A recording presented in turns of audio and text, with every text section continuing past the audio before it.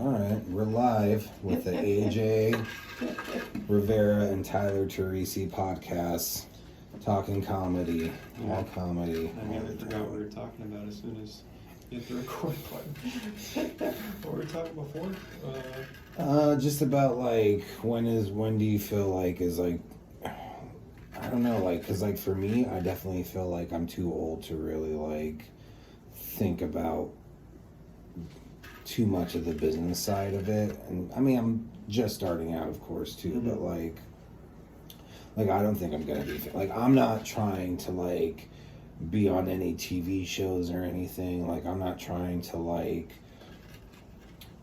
make a living off it or anything like that. Like, I think I'm pretty realistic and pragmatic with like where I'm at, like in terms of my age and skill level and everything, and like and I think I'm realistic with how much work it takes to build a following. Like, do you know like all the stuff that Bert Kreischer does and everything, like for him to sell tickets, and then like all the cross promotion he does with fucking Tom Segura and all that shit. Like, it's, I mean, Bert Kreischer's got like 4 podcasts, I think, and then he's got, I mean, some of them he does more than others, and then he does promo videos all the time. He's always spending money on promo videos with like decent cameras and everything. Yeah. He's got like he's got his bus with his face on it. He did those driving things. Like, it's like so fucking much. Yeah. He's got his cooking show. Like, it's crazy, but all that sells tickets.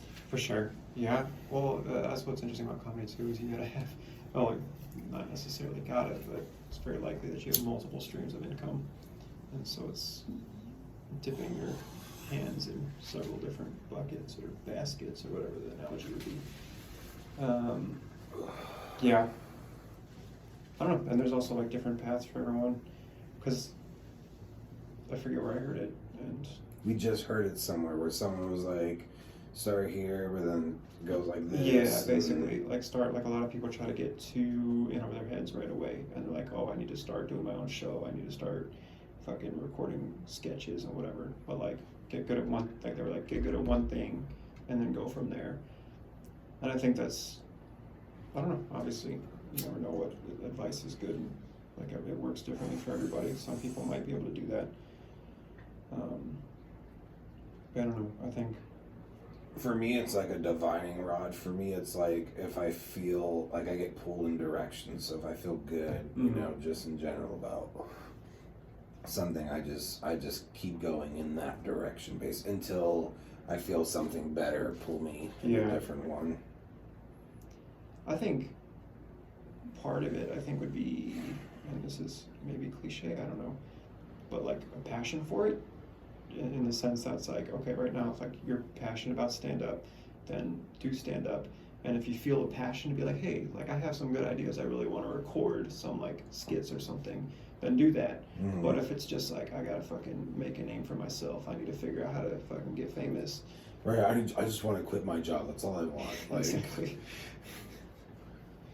Yeah, and then if that's your attitude about it, then like, yeah, you shouldn't be doing that. How do you get better? How do you think you're gonna like ever, like, I don't know. I think people get scared too. I think people get into this and then they like see the fucking top of the fucking rock wall or the fucking top of the fucking highest diving board, and they go like, fuck, that's where Pryor and fucking Carlin is. Like, I'll never fucking get there. So they just like, people are like, hey man, you ever gonna get, like, yeah, I'm on my way there. I'm gonna chill here real quick and fucking stretch my legs. And do you think it is, or do you think it's like, I'm gonna be up there one day? Because I feel like there's a lot of that too. And then people are just like, no, you're not. Yeah. Like, oh yeah, there's that element. well, I mean, but like, but it's just like, but like, yeah, people like essentially like they get overly ambitious, and then like, but they can't ever get up there because they never lose the water wings or whatever. Like, maybe some of that too. I think some of it's like they get scared, and yeah, I definitely think some of it's just like complete lack of self-awareness and just over ambitiousness of just like, I want to be on TV one day. You know, well, because like back in the day, like you would tell, I was just watching a documentary, The Comedy Store, and they were talking about the Johnny Carson era. Mm-hmm. And back then, you'd be like, "Yeah, I'm a comedian," and the first thing out of people's mouths would be like, "Have you been on Johnny Carson though?" Yeah. And it's like that was the litmus for fucking. Yeah. And I don't know. I don't think there. It's so weird because I don't think there is that anymore. Which is that a good thing or a bad thing? I don't know. I don't want to Kelly Lee Williams you right now, but if you ever want to come over and watch this documentary, I don't know if you have Showtime. Yeah, which one? Which document? No, which Showtime? I know there's like one Showtime. Oh god, I wish I could remember that Rick and Morty just did a joke about show that was like less interesting HBO or something like that.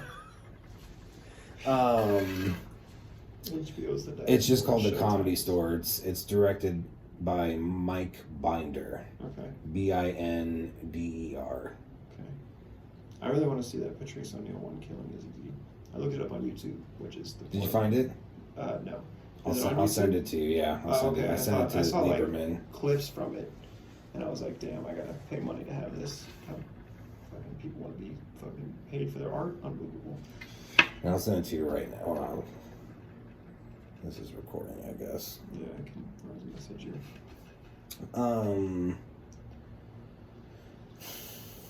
I just like.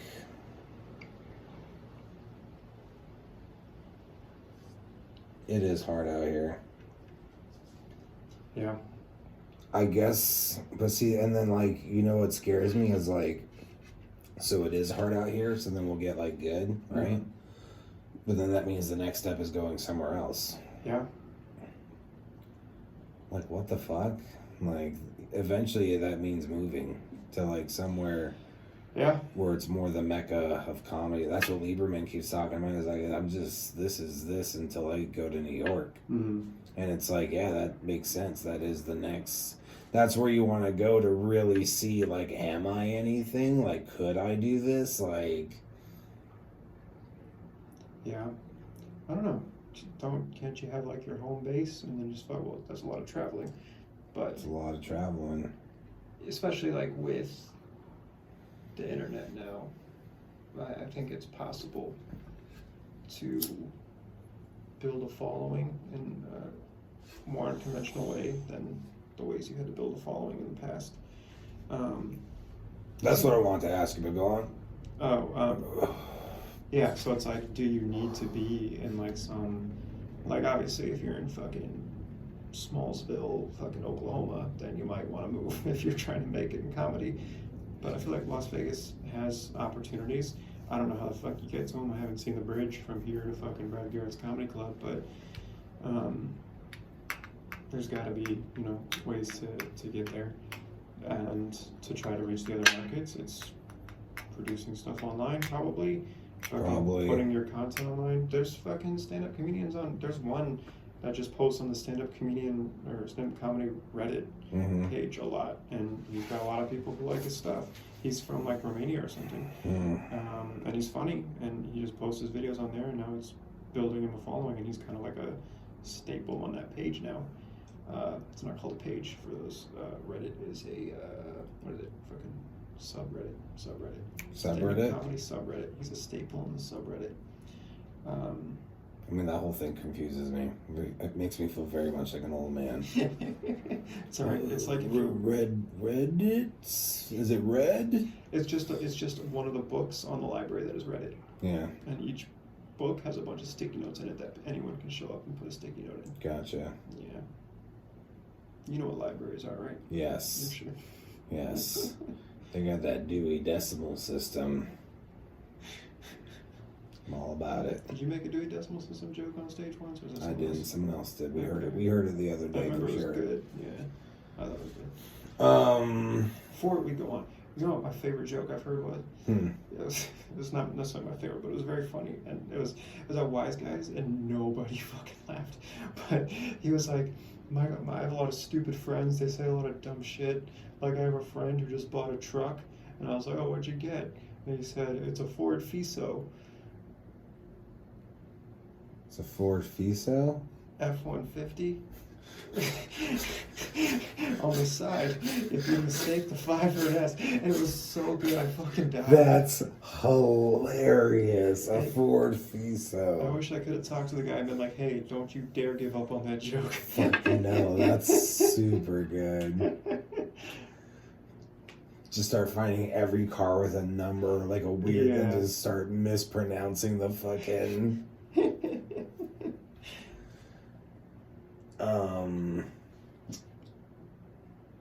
How would you build? How do you honestly think? Trying to really just in a general way with your smart brain, how would you tackle trying to build a following?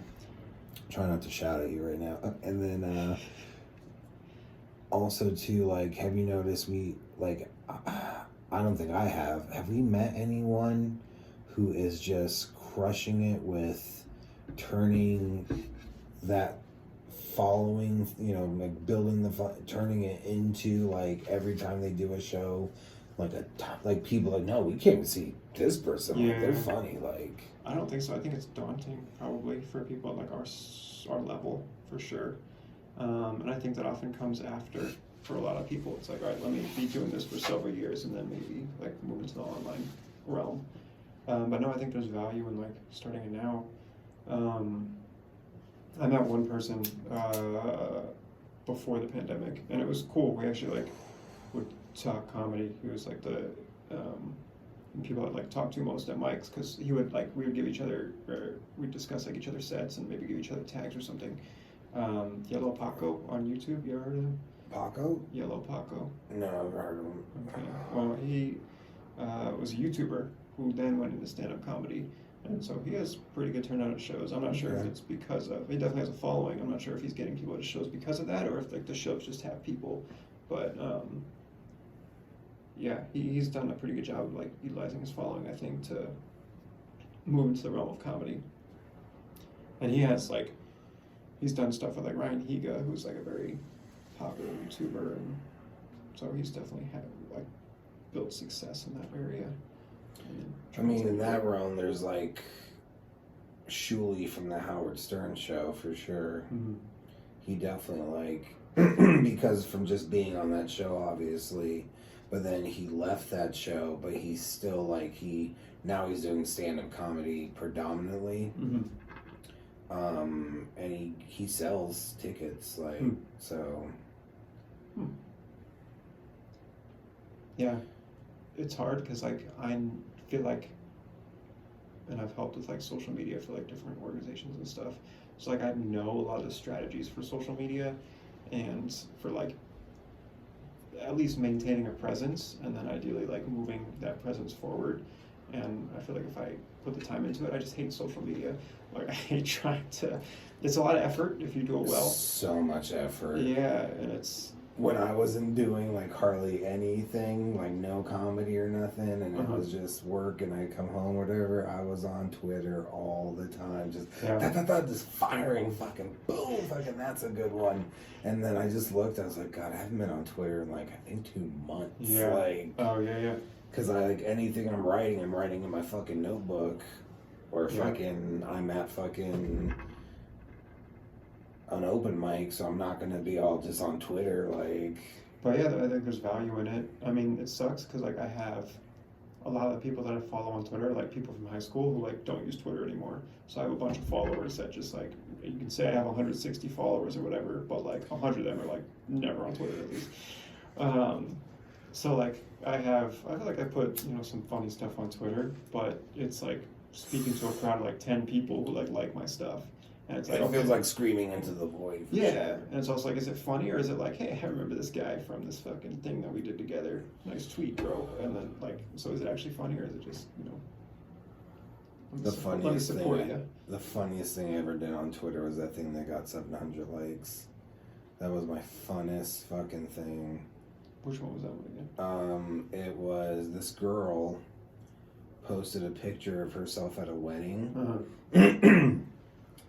And it probably was just the way the picture was taken, but it did seem like she had like kind of like man hands or whatever, but still a very pretty girl.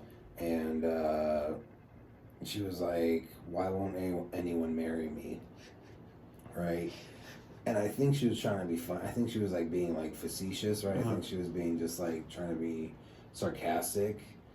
And all these people were like, oh, because you got man hands. Oh, because you're like just mean vitriolic stuff. And so then I posted a picture of me just completely unkempt, just in the robe with the fucking hair all fucking grown out and fucking looking like a homeless guy. And I was like, why won't anyone marry me? And it was all this like, hey man, like you just stick with it, okay? Like it was really like nice. And then someone like, dude, people were like zooming in and pointing things out in that fucking picture. Like, shit. Oh, what's up with the cat in the fucking window? Like, what's up with that? And then someone's like, hold on a second. Do you have a ring tattoo on your wedding finger? And I was like, good eye. I did used to be married. And it was like a whole, dude, it was for 3 days. I was like, wow. Holy shit, it's going up. It's at 300. It's at 400. It's at 600. That's an accomplishment, man. And then at 700, I was like, oh, we did it. I'm at 700. And I fucking posted a fucking gif from that movie, The Mask, with Jim Carrey, where he's like holding the Oscar and he's like, thank you. And I think people are like, oh, was this guy faking it? And so then my likes started to go down. So I was like, oh, I gotta erase that. Like, like they took back their likes, or you're just getting less likes? They took back their likes. They unliked it. Like, he was joking. He's a comedian. And then they unliked it. Because I would go back and it'd be like fucking 694. And I'm like, wow. Really? 6 people were like, fuck this guy. So like, why are they going back to look at it? Like it and move on. Like, hey, how's that tweet that I like doing? It was 2 days ago, but I'm just kind of curious. Hold on, okay, he posted something else. Let's see what it. Hold on, it's a fucking gift of a fucking actor. I'm gonna go to the bathroom again real quick. That's how good that coffee is. Make it be.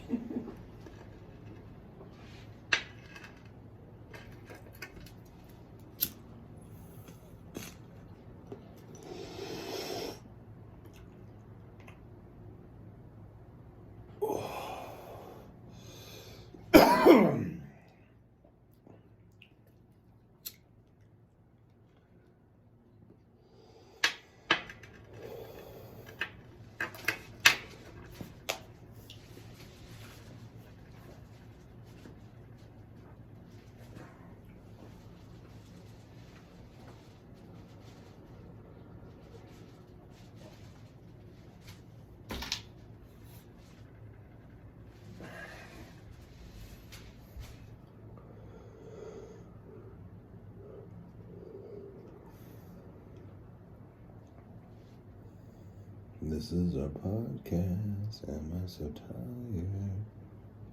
I don't even know.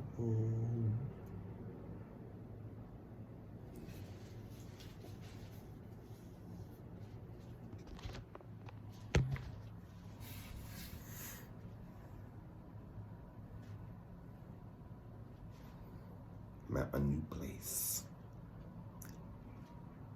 Outside. I love it. But I'm nervous about scorpions.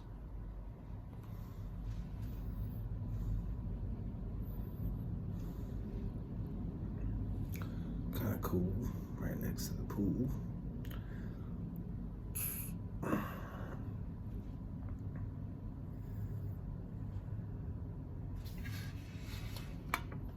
Should be on a hot day. It's not going to be that hot. Let's see. Oh, it slides like this. It slides.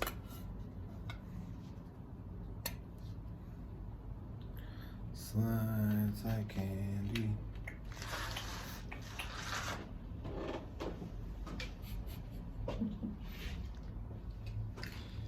Nice ankle. Thank you.